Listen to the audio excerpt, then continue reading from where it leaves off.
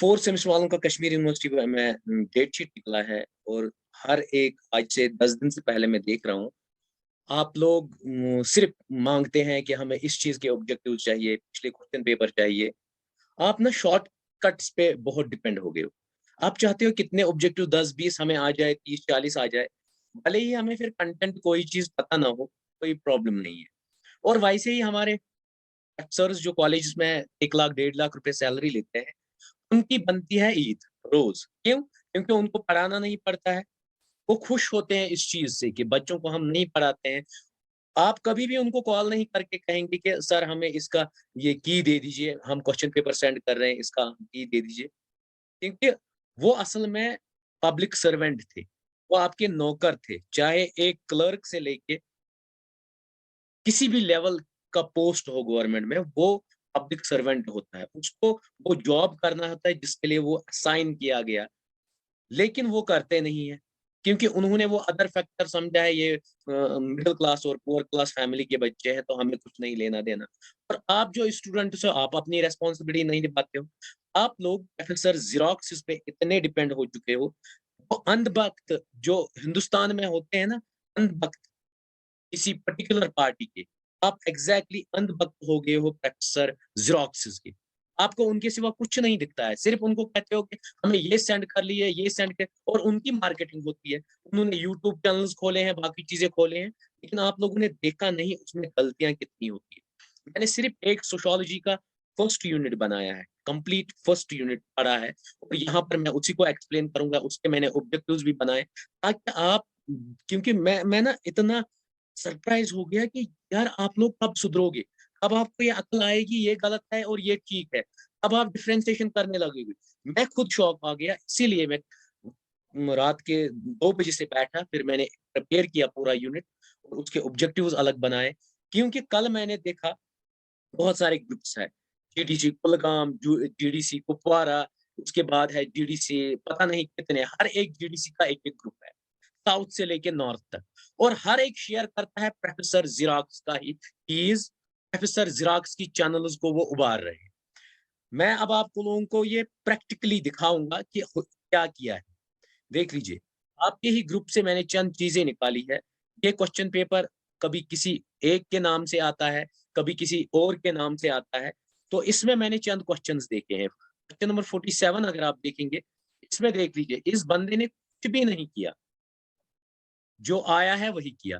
Pure research is also called as उसको दोनों research कहते हैं, बेसिक रिसर्च भी और फंडामेंटल रिसर्च भी। इसीलिए मैंने कहा अगर ये क्वेश्चन पेपर आप किसी प्रोफेसर को कहते सॉल्व करने के लिए जिसकी ड्यूटी है, तो इसको अच्छे से करता। लेकिन आपने क्या किया? प्रोफेसर ज़ेरॉक्सिस को दिया है, उन्होंने क्या दिया है? बेसिक रिसर्च और फिर अपना टैग वो लगाते हैं। हर एक अपना नाम, टैग अपने आप को उभारने की कोशिश करेगा और इसका आंसर सीधे बोथ ए एंड बी आएगा। इसके बाद अगर आप आ जाएँगे इस वाले क्वेश्चन पे 51 पे, आप देख लीजिए, research is nothing but a blind get knowledge. तो ये बिल हार्वे ने दिया ये कांसेप्ट और यहाँ पर पीवी यंग है, तो आप लोगों ने भी यही माना। जब आप माइंड में रॉन्ग इन्फॉर्मेशन रखोगे, तो आप हमेशा रॉन्ग ही हो जाओगे। हर एक से गलती होती है, मैं कहता हूँ मुझसे भी गलतियाँ हो सकती है, लेकिन एक जानबूझ के गलती करना अपने आप को उभारने के लिए और अगर गलती होती है उसको सुधारना उसमें आसमान-ज़मीन फ़र्क है। उसके बाद ये देख लीजिए, ये बहुत ईज़ी क्वेश्चन है ऑब्जर्वेशन का। ऑब्जर्वेशन इसको कहते हैं डाटा कलेक्शन को कहते हैं और इसने दिया है डाटा एनालिसिस। उसके बाद और एक क्वेश्चन आता है यहाँ पर, hypothesis with having no relationship. इसने दिया है स्टैटिस्टिकल हाइपोथेसिस, उसको कहते हैं नल हाइपोथेसिस। ऐसे ही एक ही क्वेश्चन नहीं है, ऐसे ही ये तो सिर्फ मैंने एक पेज देखा क्योंकि मैंने सिलेक्ट किए 46 क्वेश्चन से लेके 60 तक। तो आपके यूनिट 1 सोशियोलॉजी का यूनिट 1 4th सेमेस्टर वालों का उसमें से ये 15 क्वेश्चन आए हैं। मैंने सिलेक्ट जब किए तो मुझे 5 क्वेश्चन 15 में से गलत निकले और ये एक ही की नहीं है कि यहाँ पर नूर नसीर लिखा है या और कोई चीज़ लिखा हुआ, यही इतना ही नहीं है। हर एक जगह मैंने देखा किसी ने अपनी वेब पेज बनाया है, उस पे चढ़ाया है, किसी ने कश्मीर यूनिवर्सिटी के नाम से बनाया है। मुझे हर वक़्त कॉन्फ्लिक्ट होता था ये प्रोफेसर ज़ेरॉक्स से।